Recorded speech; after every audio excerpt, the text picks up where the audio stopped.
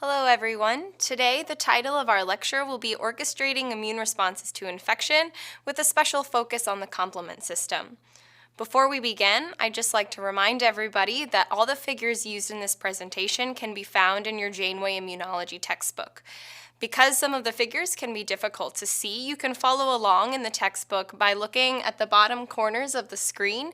That'll have the figure number, which will go chapter, followed by the figure and the order in which you can find it within the chapter. We'll have four main objectives for today's lecture, the first of which will be to understand the four basic phases of the immune response, starting from the breach of the pathogen into the host, all the way down to adaptive immune memory. Then we'll talk about the mechanisms of complement activation through the three pathways, the classical, the alternative, and the lectin pathway. Then we'll learn about the effector activities of complement once it's become activated. And finally, we'll know how complement is regulated and evaded by pathogens that are infecting our bodies. So let's begin with the first objective, where we'll learn to understand the four basic stages of the immune response. This is probably a graph you've seen before. There's several different components, so let's walk through it together. You can see at the top here the transition from the innate immune response to the adaptive immune response. It's important to know that these aren't two distinct phases, but they sort of blend into each other. You'll remember from previous lectures that this is because the innate immune response is required for activation of the adaptive response, so they overlap in their activities. You can also see here the duration of the infection on the x-axis, beginning with the entry of the organism, going through when the infection has been cleared, as well as a little bit of time afterwards, after the pathogen has been cleared. You'll see on the y-axis the level of the microorganism within the host. So when a pathogen first infects the body, usually it's only one or two little microbes, but eventually it'll be able to find a niche and begin to replicate, and that's when our immune response will kick in and really try and get rid of this pathogen. So let's go through the duration of an infection together, how the levels of the microbe change within the body, as well as how the immune response acts at each one of these stages. So you can see when the microorganism first enters the body, there isn't actually an immediate induced response. Instead, you have constitutive responses, or responses that are already there and are always happening. This includes mucus lining within epithelial barriers that'll help slough off the organism if it tries to get in. You have these constitutive production of antimicrobial peptides, especially by specialized cells in the gut that you would have heard about previously. You also have all of the physical barriers, including our skin. So unless there's a cut or some sort of entry site into our body, the microorganisms can't usually get in. However, once they do, the innate immune response can then have induced effectors that will go after the microbe and try to prevent it from getting to a certain threshold. However, if the microbe is able to evade the innate immune response, it will begin replicating and get to a certain number where the adaptive immune response needs to be engaged. At this point, you'll enter what's called the inductive phase. This is the point at which the innate immune system will begin to activate the adaptive immune system. This is primarily mediated by specialized cells called dendritic cells, which you've also heard about in previous lectures. It's important to note that during the inductive phase, the induced innate responses are not just stopping and sitting around. They're still being activated and still functioning to maintain growth or control growth of the pathogen while the adaptive immune system is mounting up. Eventually, you'll enter this effector phase, and this is the point at which you have a full-blown adaptive immune response. This can often take days to achieve, which is why it's so important to have your innate immune response and all of its induced effector functions still acting while the adaptive immune system gets ready. Finally, once the adaptive immune system is able to begin clearing the pathogen, it will begin to contract. Most of the cells activated during an adaptive immune response will die, but a subset of them will become memory cells. These include memory T cells and memory B cells. these stick around just in case you're infected with the same organism later on, and in that case, they can mount an even faster response to the point where you didn't even know that you were sick. So let's go through these phases in a little bit more detail. First, you have local infection and penetration of the epithelium. This is the skin barrier that we talked about. If there's no way for the microbe to get in, then it won't be able to infect us. However, a cut or a wound will allow entry of the microorganism into some local area where cells that are already present, like tissue-resident macrophages and tissue dendritic cells, can start activating an immune response. This will include the production of antimicrobial peptides, phagocytic activity, as well as activation of complement, which we'll get into later. Eventually, you'll move on to this local infection of tissues. So it's moved past these constitutive defenses and has now fully induced an innate immune response and started to induce the activation of cells that will help activate an adaptive immune response. During this time, you still have continuous complement activation, which is an induced innate response that we'll talk about today, as well as activation of dendritic cells that will migrate to the lymph nodes. This is something we talked about in one of my previous lectures. There, the dendritic cells can activate T cells and B cells to activate an adaptive immune response. At this point, dendritic cells and other macrophages can then begin to carry the pathogen to the lymph nodes where T cells and B cells can be activated and start proliferating to really mount that huge response to get rid of the pathogen. Finally, you have full activation of adaptive immunity. T cells and B cells are now able to migrate to the site of infection and use their effector functions to get rid of the infection. We know that all of these steps are incredibly important for our survival and for getting rid of the infection from previous studies and mouse models where parts of the immune system are missing. In this graph here, you can see again on the y-axis, you have microorganism control. So this is essentially the number of pathogens or microbes that you have present in your body. And on the x-axis, you have the duration of infection. So over time, what the numbers of microbes will look like if you have an immune response or if you don't. So in a normal mouse or a normal human, where both arms of the immune system are functioning normally, you'll first have this initial rise in microbes within the body, but once the adaptive immune system has been activated, that number will go back down and you'll get disappearance of the microorganism. However, in SCID mice or RAG-deficient mice, in other words, mice that are missing B and T cells, which are the key components of an adaptive immune response, these mice are unable to clear the infection once it peaks, and instead the microorganism is able to persist at a fairly steady level over time. However, in mice that lack both an innate immune system and, as a result, an adaptive immune response, this initial rise in microorganisms happens even more quickly and drastically and usually leads to the death of the organism. So we know here that this innate immune response is essential to allowing the organism to survive and control the pathogen until we can get the adaptive immune response up and ready. So what happens during this innate immune response that allows us to control the number of microbes until our adaptive immune system is activated? Well, one of the key functions of these induced innate components is this thing called complement. There we go. This brings us to our second objective for today, which is to learn the mechanisms of complement activation through the three main pathways by which it's activated. So before we discuss the functions of the complement system, you'll first be asking yourself, what is complement? Well, complement is a major component of the innate immune system. It was discovered in the 1890s by Jules Bordet. Jules Bordet won a Nobel Prize in 1919 for his discovery of the complement system and even had a bacteria named after him later.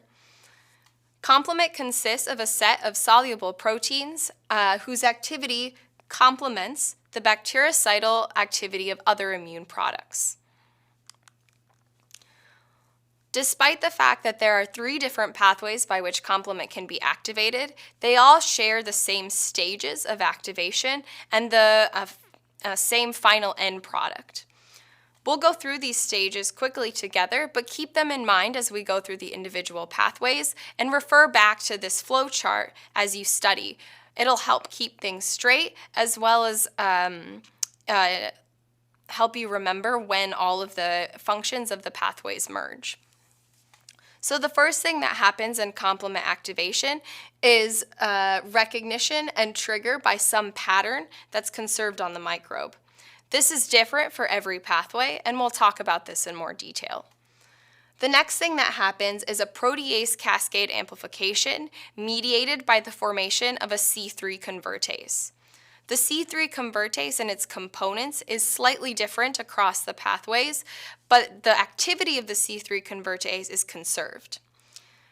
After the C3 convertase has been activated, the final effector functions of the complement pathway, regardless of which one it is, will be able to mediate further inflammation, enhanced phagocytosis, and the formation of membrane attack complexes, which will lead to the lysis of the bacteria that's infecting the host. As I mentioned, there are 3 complement pathways that differ in how they're activated. The first is the lectin pathway, then the classical, and the alternative. We'll go through all 3 of these individually, including what's different about them as well as what's similar. So let's start with the lectin pathway.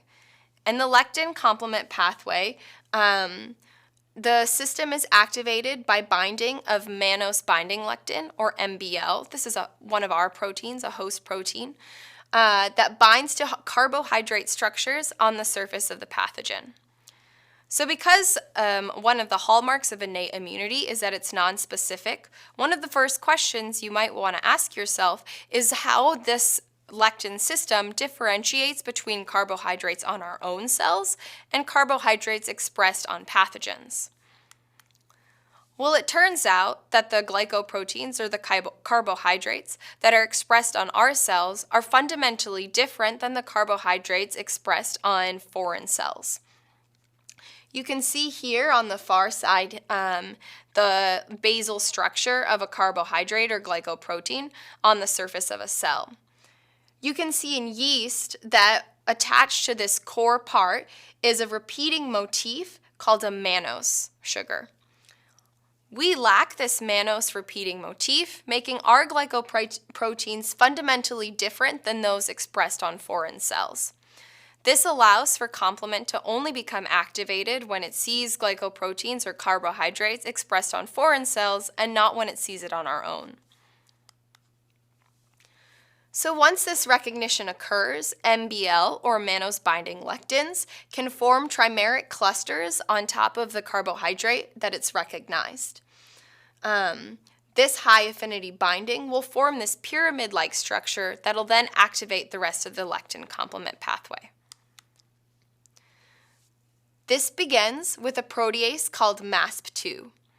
MASP2 is associated with MBL and can cleave a molecule, a soluble molecule called C4, into 2 different components, C4a and C4b. C4b binds to the surface of the microbe, and C4a goes away. Once C4b is bound to the surface of the microbe, itself can then bind a complement protein called C2. Once C2 is bound by C4b, it can also be cleaved by MASP2 into 2 components, C2a and C2b. C2a can then bind with C4b on the surface of the microbe, while C2b then floats away. The nomenclature for this has been changed in recent years, such that the molecule that binds C4b is now called C2b, and the one that floats away is called C2a.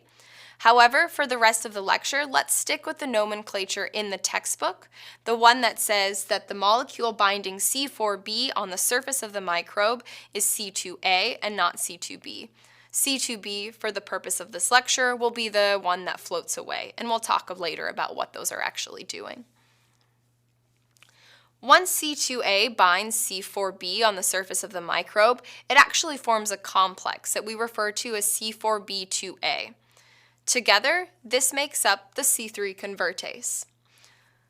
The C3 convertase then is able to cleave another soluble protein called C3. This function here is conserved to all the pathways, and I'll bring this up again in the next slide. This cleavage of C3 results in the products C3A and C3B. C3b can bind the C4b2A complex on the surface of the microbe, but can also deposit itself independently on the surface of the rest of the microbe, separate from C4b and 2A. So as I mentioned just now, all pathways generate a C3 convertase, although the components might be slightly different based on the pathway.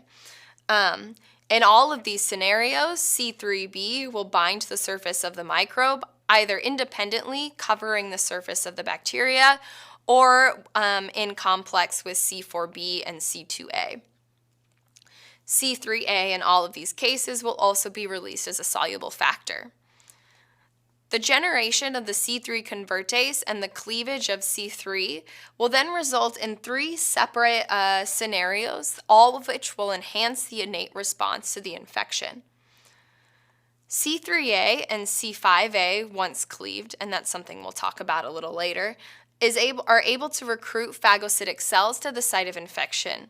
They act like cytokines to tell phagocytes that they need to come into the site of infection and start eating up the bacteria that's there. Phagocytes will also express a receptor for C3b, that component of C3 that covers the surface of the microbe after it's been cleaved. Once it recognizes C3b, the phagocyte can more efficiently phagocytose the bacteria. Finally, C3b binding to the complex C4b C2A will ultimately result in a proteolytic cascade that will generate this thing called a membrane attack complex, which is basically a pore in the surface of the bacteria, making everything leak out and eventually causing the bacteria to lyse. The next pathway we're going to discuss is the classical pathway.